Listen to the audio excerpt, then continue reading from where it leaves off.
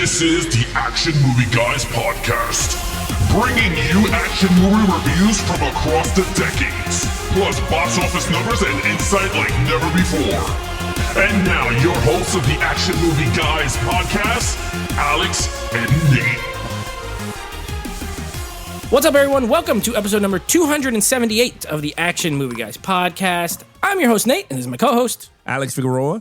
And of course, on this episode, we are joined by a very special guest, one of our Patreons. You heard him on the last episode. You loved him. I know you did. We got Pablo back for another movie. Pablo, say hello to everybody. Hello, everyone. Thanks for having me, guys. Appreciate it. Yes, always a pleasure to talk movies with you, whether it's here or on YouTube.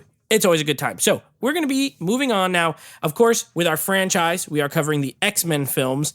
And with our non-franchise movie this month, we're doing a little sci-fi action. So these are action movies that have some sort of sci-fi premise, whether they're in space or they're with aliens, or in the case of this film, there's clones. So we're going to be doing a little 2005 movie called The Island, directed by Michael Bay, which, by the way, we do have a Michael Bay month coming up later. But Alex, we have not covered a ton of Michael Bay movies on this podcast, even though he only makes action movies, basically. True. But we did cover the entire Transformer franchise. Yeah, but that's all we did. We haven't done we haven't done Armageddon or The Rock or Pearl Harbor. The Bad Boys. This one, right? no Bad Boys movies. Bad Boys. Yeah. Yeah, so we have a ton coming up. Don't worry. We will, by the end of this, next year, we'll have done a ton of Michael Bay because he is an action director. We got to give him more love. But are we going to give him love today? I have no idea. We're doing The Island. Now, before we start, I like to ask the question of, is this a movie you have seen? And if you have seen it, when was it? Alex, have you ever seen this film? I never heard of this film. You see, you come up with these damn movies that I never heard of. So I'm searching through the nets for this stuff. Yeah, he texted me saying, is this the movie that I'm supposed to watch? Because there was 100 islands coming up, and I found it on Tubi for free. Because I don't think I was going to, I was going to rent it, but. So you watched the 4-hour cut because of the ads. Oh, Jesus Christ. I'll talk about that in a few, but yeah. Okay. Yeah. Okay, and you know what? You're welcome. I'm glad I schedule movies. It makes it more fun when you haven't seen every single movie. Pablo, is this a movie you are familiar with? Had you seen it prior? I saw it when it was a summer movie. I think it came out in July. It was a summer movie. I didn't see it in theaters, but I did see it when it came out on rental. Okay. And then back I in saw 05 or 06. Yeah, 05. No, yeah, 05. I definitely saw it when it came out on rental. July 22nd release date. Oh, yeah. July He's right 22nd. on. Yeah. Summertime. So it was a summer blockbuster. Maybe. I could give you the budget. You want the budget? Tell us the budget in the box office, then we'll tell you if it's a blockbuster. What do you got? $128 million budget. Okay. And a worldwide total of $162 million. It's a flop of the doo-dah day, doo-dah. There's a reason why there is no Island 2, and this is in our standalone section of movies. Yeah, okay, so it made slightly more, but really with marketing, it probably lost money. It might have done well on video. I don't know, but you know what? To this point, it's an 18-year-old movie. There's no 4K. Usually that's a sign that something's popular on disc. Yeah. I am like Pablo. I remember when this movie came out. I did not see it. It came out the summer that I graduated high school, and this was not on my radar then, but I also started collecting movies at this time, and I actually bought this on DVD. So this was a DVD movie, and I haven't seen it in at least 10 years. I don't know. It's been a long time since I watched it. And so before we get into it, we got those box office numbers. Not great. Let's go over some Rotten Tomato scores. This has I'll start with the better one. The the audience score is a 63%. So it is over the fresh line of 60%, mostly positive. But the critics didn't like it so much. It's sitting at a 39% critic score, which, let's be honest, for a Bay movie, it's not that surprising, I don't think. What do you guys think? I'm shocked that it's at 63. You know what? I agree with Alex. I thought it was going to be lower. Yeah. Okay. So the audience score is more surprising to you than the critic score. Yes. Critic makes sense. 30%. Yeah. Very fair. All right. Well, you know what? We take those numbers, we give them to you just so you have an idea, but then we throw them out the window because we're going to give you our take on all these different categories. So we're going to go ahead and start off with the lead character. In this case, it is played by Ewan McGregor, a great actor, and he's playing, what's his name? Lincoln Six Echo, I think is his name, right? Mm-hmm. Lincoln Six Echo, played by Ewan McGregor. Pablo, you're the guest. You get to go first on this category. What did you think? This is a tough one because I'm a huge Ewan McGregor fan. I love his work. And if I were to judge him as an actor in this movie, with the material and the script that he was given, he did his best. As far as what his character was and portrayed, there wasn't much there for him to do. So I would say a 3. And I'm being, Soft 3. yeah, a soft 3. Yeah. I'm being generous. Okay, a soft 3 for our man Lincoln Six Echo. Alex, what do you got? Don't worry about it. I'll take care of it. I'm not crazy with Hugh McGregor, so I don't follow his work. Really? Yeah, I don't watch nuts. This is besides Obi-Wan Kenobi. I don't think there's other movies that I've seen him in. Like I could be like, oh, I see him in this type of films. The it's very Shining, interesting. the sequel. Oh, Dr. Sleep? I thought he was great in that. Trainspotting? Dr. Sleep. Yeah. I've never seen that. You don't know that. So that's what I'm saying. Like I don't see much of those European type films that he's in. Mm-hmm. So like for me, I don't know much of his body of work. But in this movie, I'm not saying he's a good actor. I'm not saying he's a horrible actor. He's a great actor. Great actor. But the character's a 2. It's a decent. I think I agree with Pablo. There's nothing. He's a clone. He wakes up every day. He does the same shit over and over. He gets his Pumas. He gets his white shirt. He wants something. He's something curiosity. So he starts to question shit, and that's where the whole movie starts to unfold because he starts to question and question and question and question. What more can that type of character do until he meets himself down the road, which we're going to talk about on the storyline. But other than that, Scarlett Johansson is also in this movie. Gorgeous. She's another good actress. But again, she would have got a 2 if it was her as the lead. Because again, another character that is stale. It's just a stale character. So I couldn't follow along with the journey. At times I was bored with the character. I was like, oh man, this dude is just plain Bordeaux, So I give him a 2 for decent. Fair enough. Okay, I do like Ewan McGregor, and I actually think his performance is good in this movie. He does play 2 people, one clone version of himself and the regular version of himself. I actually like the regular version of himself better, where he gets to use his regular accent, and he's kind of a douchebag. I did like that. As Lincoln Six Echo, I mean, there's a certain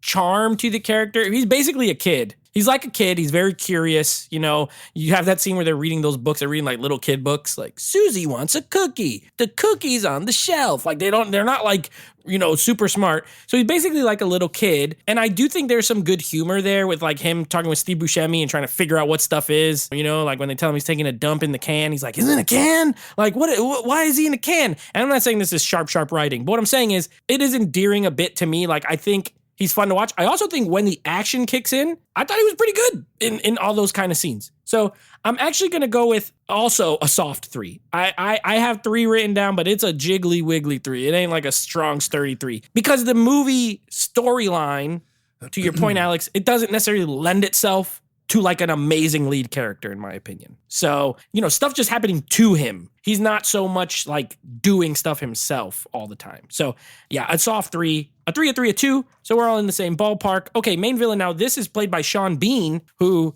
if you're familiar with his work, he dies in every movie that he's in, pretty much, or show. He's gonna die. Sean Bean is in this. He's the main villain as the overlord of the clone center that creates clones for people. Alex, what did you think? That's my man, Sean Bean. I like Sean Bean. I think he's a great actor. He's my man, Alex, in 007 GoldenEye. Yeah, that's right. He's 006. Mm-hmm. So I was like, you know what? He's in it. Yeah, he's a great actor. I mean, he was even Stark. He was the father Stark in Game of Thrones. He was the main dude. Yeah, Ned Stark. Didn't make it out of season 1 though. Didn't make it out. Yeah. He got chopped his head off. That's the best way to go. Look, in terms of this character, I look at it. Oh, geez. I don't know. I mean, I give him a 3, a soft 3. Okay. He was a good villain. I mean, but how can you say he's a villain? Because like he's a scientist doing his, like he's getting paid. Like he was more about the money. It's like Jurassic Park, like the new Jurassic Park. They continue creating new dinosaurs to bring in more money. So like that's the same shit they did here. They just started to like use people's DNA and they can live longer because they cloning themselves. Jurassic people. Jurassic people. Yeah, pretty much. Yeah. I mean, I don't know. Like I feel like his character is not as complex as any other. He's a scientist that pretty much is I guess ahead of his own, like he's just his own, like he's playing God because he's like Frankenstein. pretty much. He creates them and then he kills them for profit. I mean, that's the way you look at it. I mean, that's the way I look at it. I mean, I give him a soft 3. I mean, he's not diabolical because it's all about money. It's not like he's screwing anybody else. I mean, he is technically because he's not telling people what they're doing. Yeah.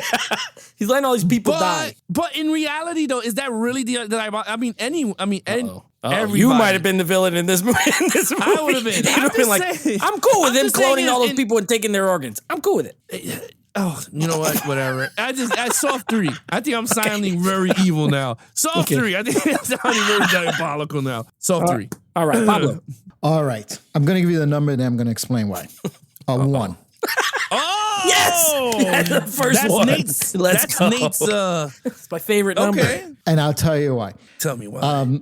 Sean being a great actor, love him, right? But his character was, that villain that just came out of the assembly line. It's just the same thing, this, stupid plan. And then I'm watching the movie and I'm like, okay, he's a guy who sits behind the desk, but he's going to have to die because they all do. How are they going to kill him when he's just some guy that sits behind the desk? And I was like, yeah, they're probably going to have some big battle between him and Ewan McGregor on top of something, and he's going to fall and everything's going to fall on top of him. I was like, he's probably going to die like that because he's a villain that's coming out the assembly line. And how does he die? Right? Yeah. Pretty much the same. That's how he dies. Yeah. And I was falling asleep too. He dies exactly like he died in GoldenEye when the big satellite landed on him. Right? That's what I'm saying. Like, like if Hollywood has a villain book, right? A handbook, right? The Sean Bean and that's book. what the scriptwriter did. So, we need a villain. Let's see, what does the villain do? Okay, all right. How's he gonna die? Okay, perfect. There. And that's how it is. And it was boring and it was terrible and I hated it. Worst villain. Terrible. To put that on the DVD box, he was Yeah. boring and terrible, and I hated it. Worst villain ever. Wow. All right, so a 3 from Alex, a 1 from Pablo. You know where your boy Nate landed. Right in between, y'all. I gave him a 2. I gave him a 2. I actually see both of your points, and maybe that's why I fell in the middle. I do think he's generic. I love Sean Bean as well. You won't catch me on the Sean Bean bashing train. It ain't happening. I love him. I think he's great in everything he's in. The only reason I don't give him a 1 is because, he is stock. He's a stock villain. He's standard. He's diabolical. He's all about the money, like Alex said. He just wants money. He's worried about that. He doesn't care that these are people. But I mean, even though they are created in a bag, they're human, right? They have human tissue. There's a reason why they have to implant them with memories because they are human beings. They can't just be like organs. But there's a certain charisma to him that I kind of like in this movie. Like when he's talking, like I love the part. It's minor, but I love the part where he's like, all right, we got to do a little diagnostic check on your body, and he's like, it's not gonna hurt, and he puts him in a chair, and he's like, this hurts, and he's like, no, it doesn't. It doesn't hurt. And the things are crawling in his eyeball. He's like, yeah, it hurts. He's like, no, I don't think it hurts. And that whole, that sort of, to me, it's kind of funny. And he doesn't even look at them as people and stuff. So I thought that was entertaining to watch. Yeah, he's not the villain that is like trying to take over the world. He's really not. He's just trying to make money. But the scheme is it's pretty clever. I'll save something for storyline that I have a problem with this movie, but it's pretty clever on its surface. So I gave him a 2. So a 3, a 2, and a 1. All right, now action scenes. Pablo. Oh, I'm going to say a 2 because the set piece in Act 2, I thought actually was pretty good. The one in the highway when they're being chased on the highway. Yeah. And then, I thought that was a very good, and they're dropping the truck is dropping those barrel looking things. I forgot what those things are called. Oh yeah, those big tubes. Yeah. And they're falling. Yeah. And all that looks great. And, and I was watching some behind the scenes stuff. I don't know why. Maybe I was preparing for the podcast and I wanted to throw in some little tidbit, but I was watching some behind the scenes stuff. And a stuntman got hurt in that sequence. And Michael Bay almost got hurt because he was doing a shot like underneath the car. Yeah. As the car was coming. And they didn't pull him out on time, and the camera like smashed. I was like, oh, that's pretty cool. He's in there guerrilla style, shooting it himself. Jeez. Yeah, so actually, so I give him credit for that. But yeah, that sequence was good. But There's really the Act 3 sequence was I just hated it. It was like generic, boring. It didn't lead up to anything. I hated it. So that's why I give this a 2. A 2. All right, Alex, what you got? I give it a 3. That was good. To Michael Bay, typical. I mean, if you put all his movies together, they're all the same shit. From Bad Boys to Transformers, all of them lead in the highway. They all do the same thing. And I think they stole one of the scenes from here from Transformers. Vice versa. They used some shots from this movie in Transformers. In Transformers 3. Yeah. Mm-hmm. So then I was like, wait a minute. I was like, I've seen this one before. So, like, for me, is Michael Bay a visionary of action? No, he's not. But he's really good at his craft. He knows how to copy and paste and keep you in high octane chase scenes. Because even them running and they falling off the building and all that, I thought that was pretty cool. I was like, all right, it is what it is. The car chase in the highway was pretty good. Like, he does do good highway scenes. It's just that he's not creative to make better drive scenes. Like, there's multiple ways to make a good car chase scene, but like he does the same thing always. There's some debris landing in cars coming here and there. So like for me, I was just like, all right, I couldn't give it a 4 at all. The fight at the end between a clone that never fought before makes no sense to me. The clone never fought. So how the hell is he fighting this dude?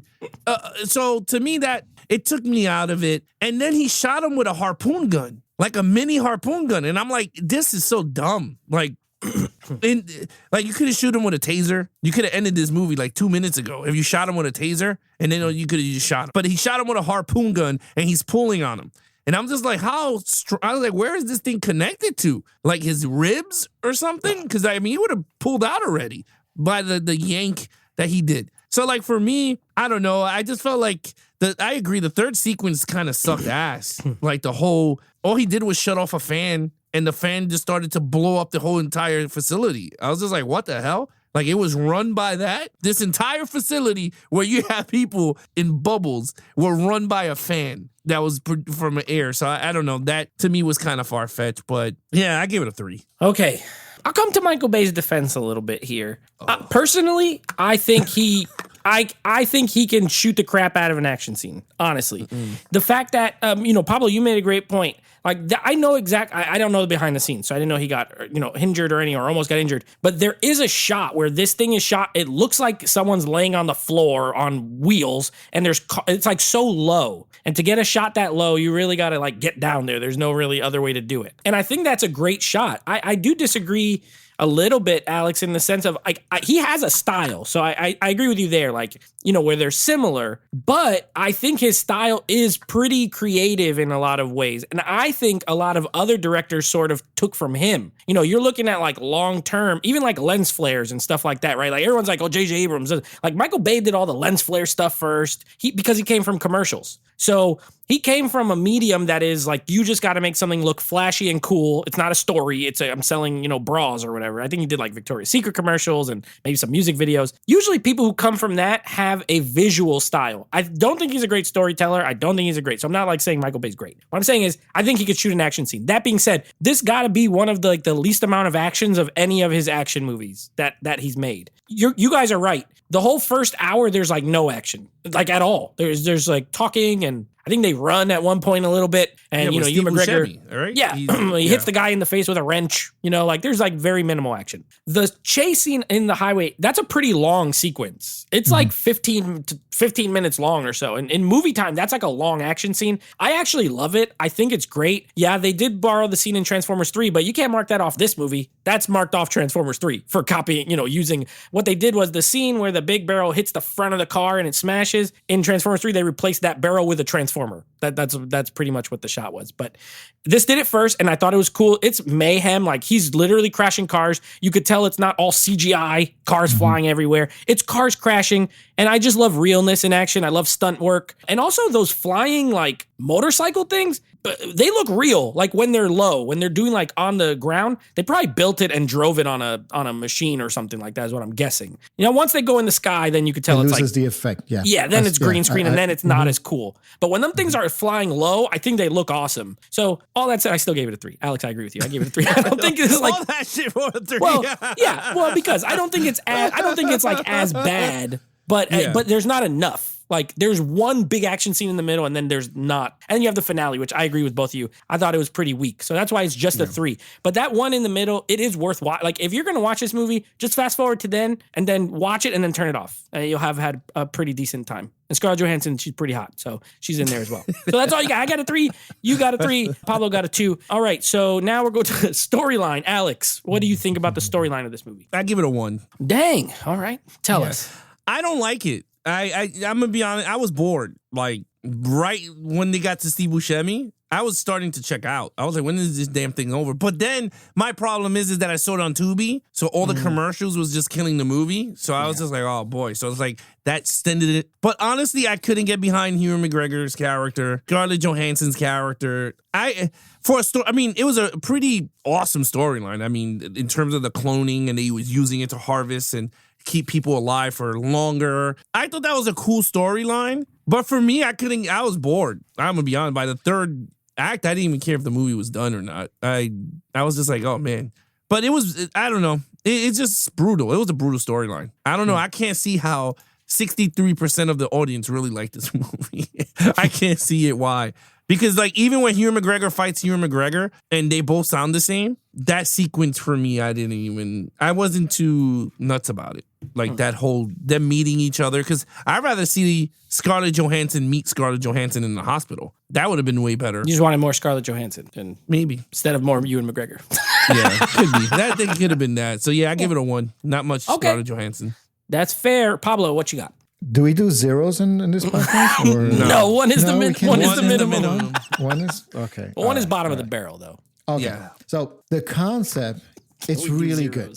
I thought the concept was good. And I think in the hands of a better script writer or even a better director, I think this movie could have been much, much better, because I thought the concept of cloning and it was really good. It was a good sci-fi, story, I thought. It just didn't work. It didn't work here. It was just the storyline was, or the plot was just so bland and just so it just did not work. And like Alex said, I was bored. And not because there was no action. That's okay. If the story is good and the pacing is good and it's engaging. I mean, look at, I'll just really quickly say Oppenheimer.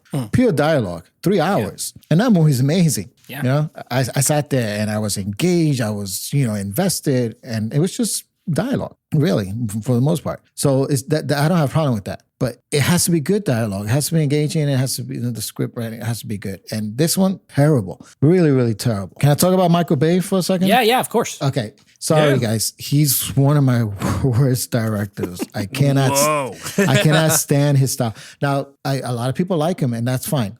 It just doesn't work for me. His style of directing just doesn't work for me. And maybe aside from the first Bad Boys or even The Rock, I have to go back and see that one. It's been a long time. Yeah, there's not one Michael Bay. The Transformers series franchise, oh, forget it. I just can't sit through them. And I mean, his style, the escape scene when they're being chased inside the complex and they're escaping, and he's doing the shaky camera thing. He took a swing and it just didn't work. I was getting nauseous. I didn't know what was going on. And that's the worst. When you're an action director and you don't know what's going on in the movie because of all the cuts and all this stuff, didn't work for me. So I'm giving the plot a 1. A 0 in your heart and a 1 because you have to. This is a forced 1. All right. That's relatable. I had to do that when we watched Assassins. I had to give everything 1s, but I was on the 0 train most of the time. All right. Storyline. Okay. I agree with some of the stuff both of you said. I agree with most of what you both said. Actually, I agree with most. He's defending this. No. Well, I gave it a 2. I didn't I gave it a 2. I gave it a 2. That's not if that's a defense, then it's a very soft defense. Why I did is because I just took it as the storyline, like the premise of the movie always. And I think there's some good ideas in there. Like, I don't think it's a total like waste of time. It is derivative, though, of a few other movies. You know, have you ever seen like Logan's Run?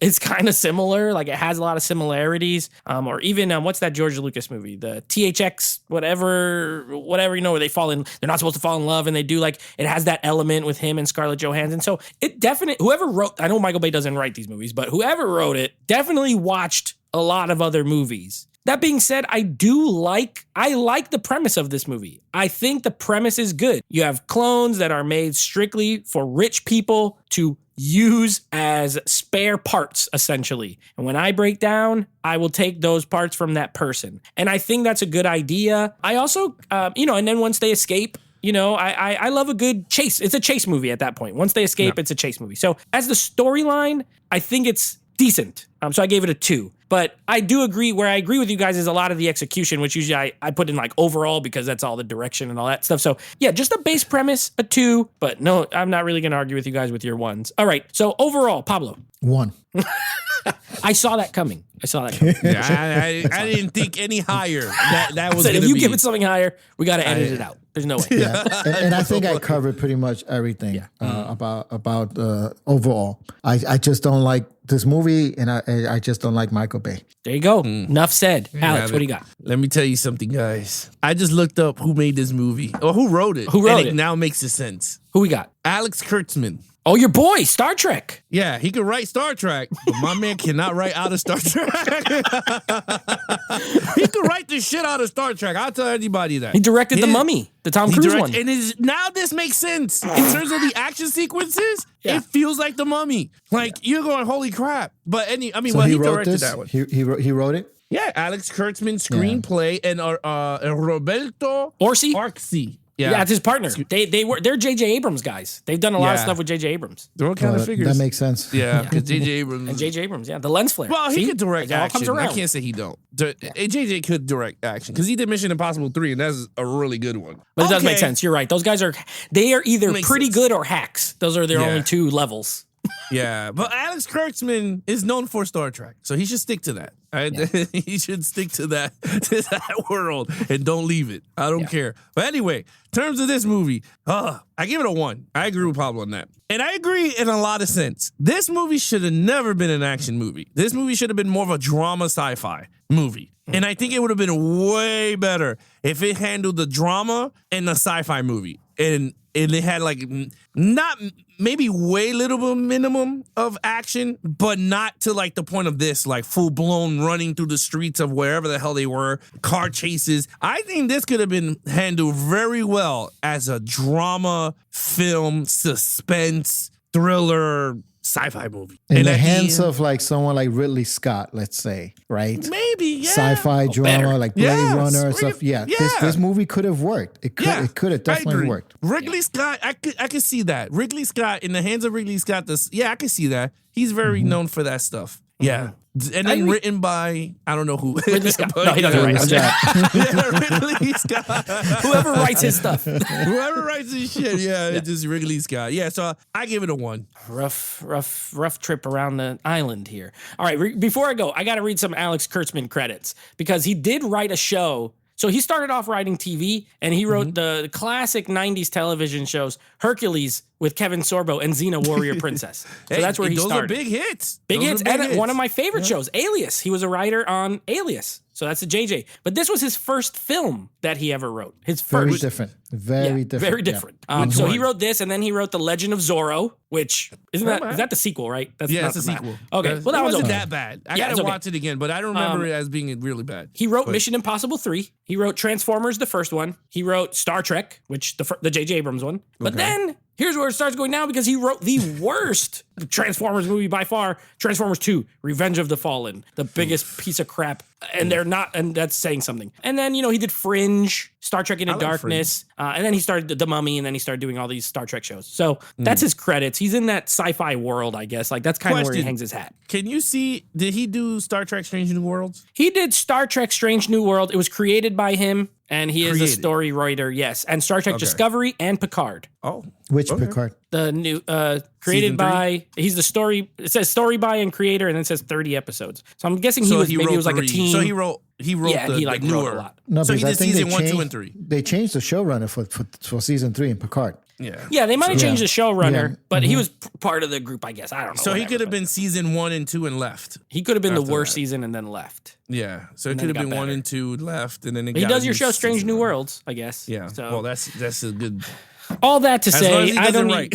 I haven't even watched some of. I didn't watch Fringe or any of the whatever. Oh, the Fringe Fringe was was good. good. Yeah, Fringe Yeah. was good. 4 Okay. and 5, season 4 and 5 got really, but 1, 2, 3, 1, 2, 3. Pretty good. Okay. was really good. All Yeah. that being said, I gave this movie a 2. I don't think it's good. God, you with the 2s? I mean, that's a bad Really? score. That's a bad score. I just didn't hate it as much as you guys. How's it bad? Oh, A 1 2? is bad.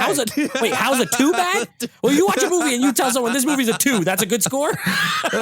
Well, if everyone else gave it a 1, put it in hey, the Alex, group- if I came up to you and said, hey, Yeah. you should check out this movie. It's a 2. Are you going to really want to go out and watch it? I'm not recommending this movie. I just didn't dislike it as much as you guys. That's all I'm saying. okay. I thought the action scenes were better than you guys did. I thought the storyline was a little better than you guys did. I didn't argue with your points. I understand them. I just didn't hate it as much, but it doesn't mean I want to watch it again. I didn't like it. I'm not saying I want to buy the 4K that doesn't exist of this. I'm good. I saw it again for the first time in 10 years, and I'm good. I need to never see it again. You But can watch it for free on Pluto. or Tubi. Well, yeah, if you want to watch this movie for free, do that. If anything we said piqued your interest, check it out. Well, I always say, actually, you should watch it for yourself no matter what. Yeah, any you, movie. You might love Any it, movie, but yeah. I am on your guys' team as far as I didn't like it. I'm in the 39% with the critics. I just think this, I don't hate Michael Bay as much as Pablo, for example, but this is so far out of his wheelhouse that it's like not even funny. As far as I totally agree, another director with this same concept does it better. Absolutely. Do they do that big chasing as good as him? Maybe not, but everything else would be better. The character stuff would be better. I think it would be a little more ominous. It's too lighthearted for the subject matter, if that makes sense. Like, it's too bright. It looks too nice. And I could understand like maybe the facility looking nice, but then there being some really dark stuff besides that, but there's not. It's all very bright. It's all shot and glossy and nice. And this subject matter is really dark. Harvesting human organs from clones is not like a lighthearted fun movie. So I just think it was not a good mix of director and script. So I agree with you guys there. Also, aged poorly, the scene where they are playing the video game and it just says Xbox and they're playing like a virtual game. Oh my And it's god, the Xbox original One Xbox. logo? Oh Jesus, yeah. I'm sorry, I not was the like, Xbox what? One, the original Xbox, I should say. was And more when they go to the marketing. phone booth and it's MSN search. You guys remember MSN? Not even MSN, around yeah. anymore. And this is supposed to be in the future. And they got MSN search. So some They really have a bad. phone booth. Yeah, It's in the future. and they have in a phone futuristic booth. phone booth, which those definitely don't exist. And if they did, they wouldn't be sponsored by MSN. So some very poor product placement. A Michael Bay staple. He always has product placement. So I agree with you guys there. So a 2 for me, a 1 and a 1. What is your total score, Alex? 10. It's a 10 out of a 25. 10 out of a 25. Pablo, what do you got? Yeah. I think mine is a 7. Pablo's is a 5. That's pretty bad. An 8. An 8. 8. Okay. Because yours was a really- 3. Was it yours? Was a 3 on the lead, right? Yeah, So 3 on 3. Ewan McGregor. 1 for the villain, Yep. Action A 2 3. for action. Oh, 2. That's it. Okay, yeah. and then a 1 and 1. So Yeah, 8. an 8. An 8, a 10. I'm at a 12. But either way, I mean, hey, I mean, we're You're not the that far audience. off. 12 and 10, but it's not a recommendation. None of us are saying definitely see the island, but maybe see it if you feel like it. I don't You know what? Rob said something pretty interesting because I was thinking Yeah. the same thing. Tony Scott should have directed his movie. If Tony Scott directed this, I mean, he didn't. Well, he did a sci-fi with Deja Vu. He could do it. I think he could direct anything. I would like I mean, to he see could have Tony talked to Scott his direct brother. anything. Hey, how you do that sci-fi shit? I mean, y'all remember? You guys remember a movie we did on the show, on the live show, Crimson? What was it? Crimson Tide, which is all talking and yet it's like action. So he could direct anything, in my opinion. I never saw that movie and I brought it, and I was Yeah. like, this movie's like freaking amazing. Yeah, so Tony Crimson Scott would have been Tide. good. Ridley Yeah. Scott would have been good. Any sort of sci-fi adjacent director would have done better. Period. In my I'm trying to think who other director that. I mean, there's modern people I could think of, but if I'm Nolan. thinking 2000s, it's different. Chris Nolan. Oh, Nolan would, yeah, he would can't do see something him really doing this crazy type with of it, movie. though. It would be like I mean, Interstellar, Yeah. Tenet. I mean, it Inception. this- They're all sci-fi. Yeah, and it has that kind of like this original concept, So I think he could have done a great job with this. I mean, he was making movies in 2005. That's when Batman Begins came out, so he could have done it.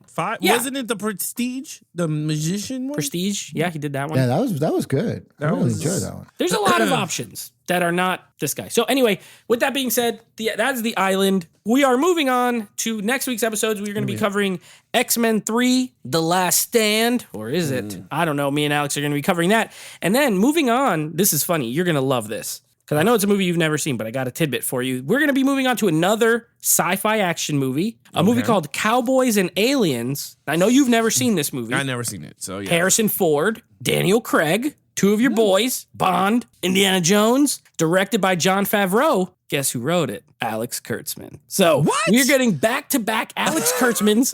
Let's see if he does better. We like Mission Impossible 3. We like Star Trek. Let's see if he does better. Maybe it's one of his good ones. It feels like he alternates between bad and good. So let's Can I see. get my score now on that movie since I won't be there? No. We don't want to paint a picture for Alex. He's never seen it. Got to go in totally blind. Totally blind. Wait, I'm thinking about it now. So he did Mission Impossible, he did Star Trek. Yeah. My thing is that J.J. Abrams must have been like on top of him when he was writing these movies. He also wrote the story for The Amazing Spider-Man 2. The Andrew Garfield, the second one. Makes sense. The one with Electro? Yes. Spider-Man likes me. Correct, but he did not Spider-Man write Max. Amazing Spider-Man 1. So he the wasn't guy there who for that wrote one. Hercules and Xena wrote Electro's character? Yes. Makes sense. Well, I mean, we Yes. can't diss him like that because And Sam Rhino. Raimi. Well, Sam Raimi Rhino. created Xena. He wrote He did Spider-Man 1, 2, 3. Yeah, but with there's a certain Black-ass amount of Venom. hamminess to some of those shows. It makes a lot of sense when you think of some of those that scientist character in The Amazing Spider-Man 2, where it's all crazy and stuff. Anyway, we're gonna be doing back-to-back Kurtzmans. This is actually it'll be our third though, because we did The Mummy already. So we covered that one. Cowboys and Aliens, X-Men 3. That's what we got coming up next week. Cowboys and Aliens. Where's that at? Where can I get that? It's Is on that my 4K? shelf. I on have it on Tubi. Blu-ray. I don't know. It might be on. Maybe it's on Tubi. It's not on 4K? I thought it would be on No, it's not 4K. on 4. It's got announced. Kino is doing a 4K for it, but it's not yet. Okay, that's fine. All right. Cowboys and There you Aliens go. can be watched on Peacock. Oh, there you It's go. a on Universal Peacock. movie, so it's on Peacock. There you go. There you have it. You see with Continental. Check it out on the cock. That's the short version for the Peacock. All right, so we're going to start promoting everything. Pablo, please promote your stuff before we go into the end. Well, if you want to follow me, you can follow me on my YouTube channel, which is YouTube/Pablo Lafrosia, LAFROSSIA. I do tutorial videos there on audio mixing and audio recording. So if you're into that stuff, if you're into recording, mixing music, come over there, like and subscribe, and check it out. There you have it. Other than that, if you guys want to follow us on our social media accounts, please follow Nate over on Instagram at Netflix Reviews. Check out the podcast with him and his friends called Netflix Movie Reviews. Anything action movie, guys, head over to our official Instagram account at Geeks and Flicks or to our website at www.geeksandflicks.com. Other than that, he is your host, Nate from Netflix Reviews. I'm his co-host, Alex Figueroa. Thank you so much, Pablo, for joining us. Yes, thank you. Hopefully Thank you for can having come- me. This was a lot of fun. Hopefully you can come on another time. He could pick another set of movies. Yes. Yeah, cool. That's not Michael Bay. Yes. We'll make sure it's a non-Michael Bay week.